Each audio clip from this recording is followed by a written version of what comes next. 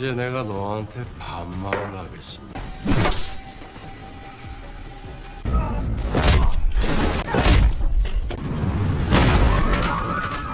진짜 경찰이야? 어?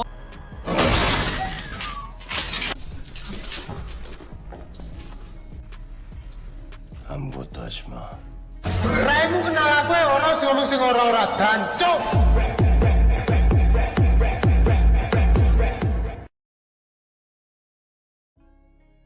Setelah keberhasilan Jiong memergoki sang vigilante palsu, kini dirinya dibawa ke sebuah atas gedung. Diceritakan bahwa sang vigilante palsu sangat mengidolakan Jiong dengan berbagai aksinya menghakimi para pelaku kejahatan. CCTV 때문에 걱정. 내가 얼마나 기다렸는지.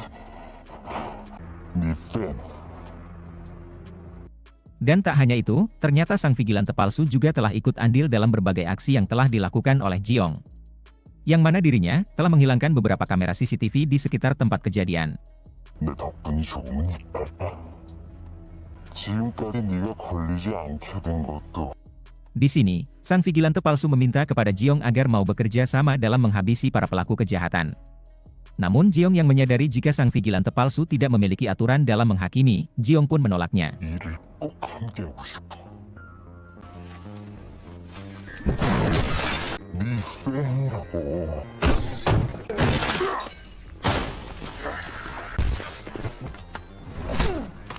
나랑 같은 자리에 계속 앉아 있을 것 같아. 인과응보를 보여주는 거지. 영광인데? 기질받은 건 없어. 장순도 왜 죽였어?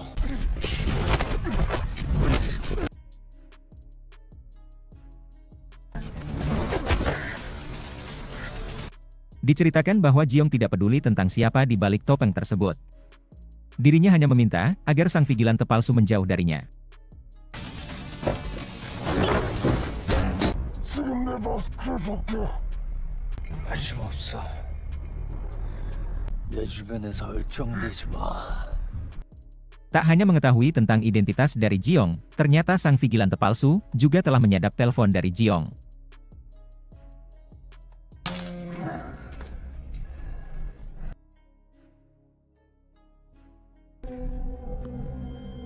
Di lain sisi, Jo Hyun mencoba mencari pria yang ia curigai melalui daftar anggota rumah sakit. Tidak adanya wajah dari daftar tersebut, kini ia meyakini bahwa seorang pria yang pernah bersimpangan dengannya adalah sang vigilante. 이 전부예요? Dari rumah sakit, Jo Hyun langsung menuju ke tempat dari Kak Sonil. Tujuan dari kedatangannya ialah meminta rekaman CCTV ketika sang vigilante menyerang. Namun di sini, Kak Sonil berkata bahwa rekaman tersebut telah hilang. 이게 비질란테 사건이라고 밝혀진 게 아니면 우리도 좀 봅시다. 그 CCTV. Sebelum meninggalkan tempat, Jo Hyun berpesan kepada Kak Sonil agar tidak bertindak sendirian. 하는 놈 얼굴이나 보게.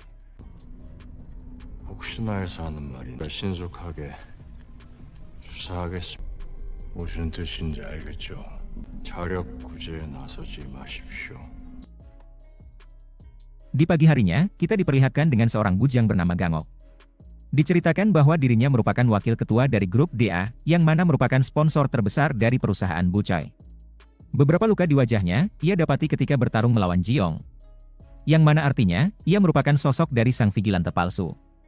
Tujuan dari Gangok menemui Bucoy, karena dirinya hendak meminta rekaman dari Bucoy yang didapat ketika tragedi di rumah sakit. 조광욱입니다. Di sini, ia juga mengatakan tentang kekaguman dan ketertarikannya kepada vigilante. 비질란테라는 이름을 처음으로 붙인 게 기자님에게는 재능이 있고 제안이 감사하기는 한데요. 나는 비질란테가 좋습니다. 그래서 제가 기자님을 우리가 그를 지켜줍시다. 우리 같은 편이라는 거. Di lain sisi, beberapa polisi menganggap jika kejadian di rumah sakit merupakan ulah dari vigilante. Jo Hyun yang menyadari jika aksi dari vigilante sangat profesional, ia pun menganggap jika sosok dari sang vigilante merupakan orang-orang yang dekat dengan polisi. 현안 진행 치밀한 계획. 이건 아무나 할 수 있는 일이 아닙니다. 우리를 아주 잘 아는 놈일 수도 있겠어.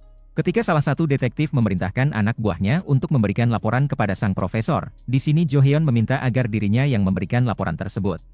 올라온 자료 이준혁 교수님한테 제가 직접 가겠습니다.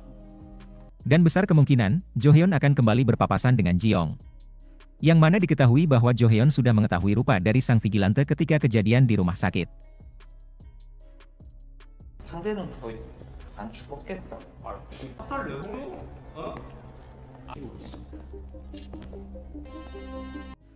Meskipun di sini Jo Hyun telah mengetahui sosok dari sang vigilante, namun dirinya tetap mencoba untuk tenang.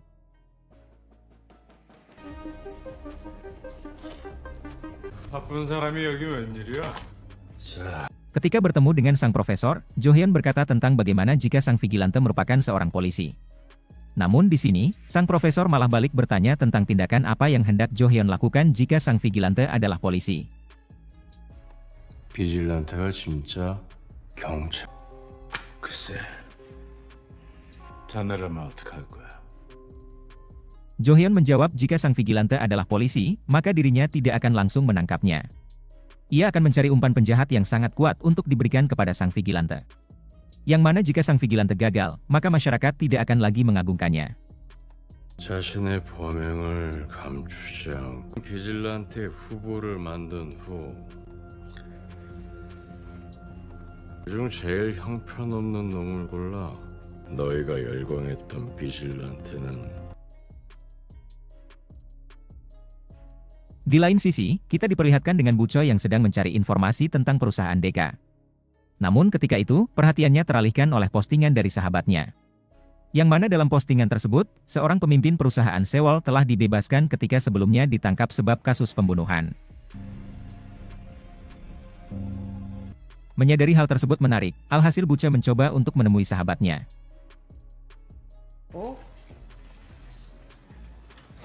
Di sini sahabat dari Bu Choi mengatakan jika perusahaan Sewol beroperasi mengelola bahan mentah, impor barang olahraga dan hiburan.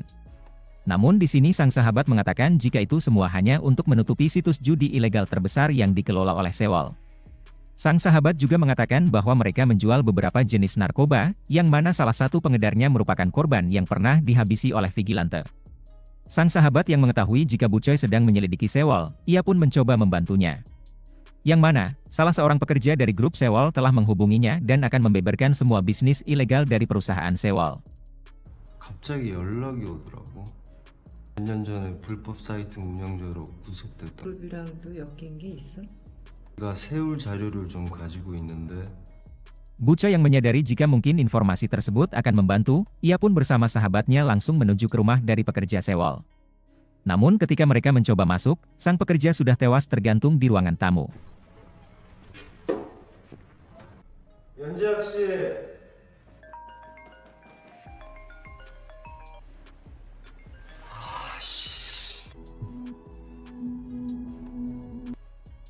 Di sini sang polisi menganggap jika hal tersebut adalah tindakan bunuh diri.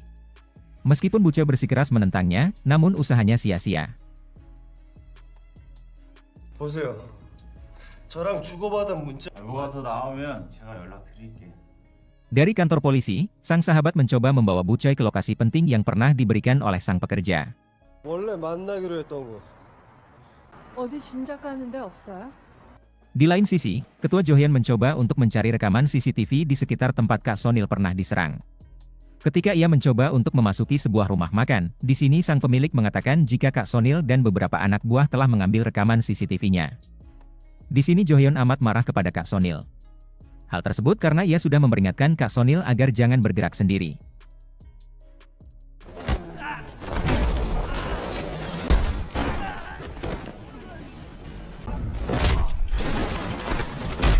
이제 내가 너한테 반말을 하겠어.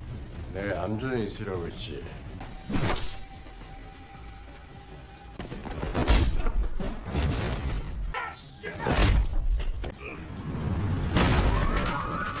진짜 경찰이야?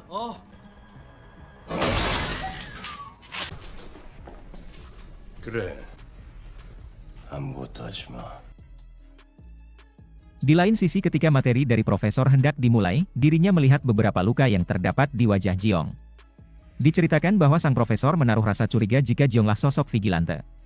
Namun ketika sang profesor meminta agar Jiong menjelaskan lukanya, tiba-tiba seorang polisi datang mencari Jiong. 어쩌다 다친 거야? 왜 다쳤는지 설명해봐. 경찰이 김지용 학생을 찾아왔는데요. Seorang wanita mengatakan kepada sang polisi jika Jiong telah membantu dirinya ketika beberapa orang jahat menyerang. 근데 저분이 와서 절 도와줬어요. 이준엽인데요. 무슨 일로? 아까 왜 사실대로 말을 안? Dan ternyata semua itu merupakan strategi saja. Yang mana, Gangok mengetahui jika Jiong sedang terpojok oleh beberapa pertanyaan dari profesor.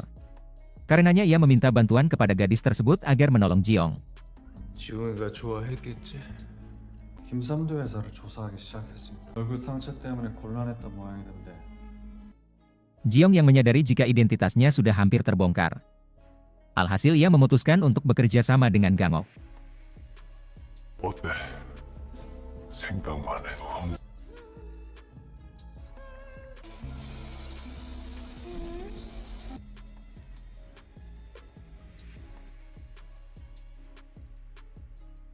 너도 내가 필요하겠지.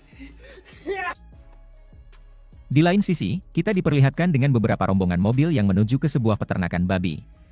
Dan ternyata itu adalah Samdo, pemilik dari perusahaan Sewol yang telah dibebaskan dari penjara. Di sini, ia hendak memberi pelajaran terhadap beberapa orang yang telah melaporkan dirinya. Bukan dengan ditembak ataupun dipukul, melainkan dijadikan sebagai makanan untuk kawanan babi-babi gemoy. 삼겹살이나 먹자.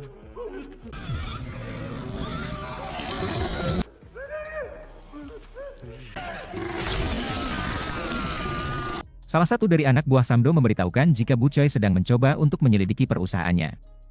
Namun di sini, Samdo terlihat biasa saja. Di lain sisi, terlihat Jiong yang hendak pulang karena akhir pekan.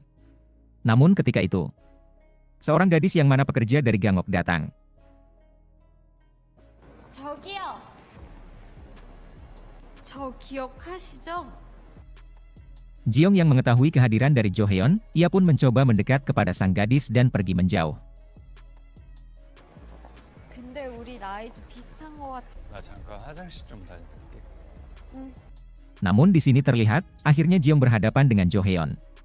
Di sini Jo Heon mengatakan jika dirinya sudah mengetahui identitas dari Jiong yang mana seorang vigilante. Jo Heon hanya memerintahkan kepada Jiong agar menyudahi dan berhenti melakukan beberapa aksinya. 내가 너한테 그러니까 후배님이 아까워서 그래. 또 하지 마. 무슨 말씀이신지 잘 모르겠습니다. 난 진심이야.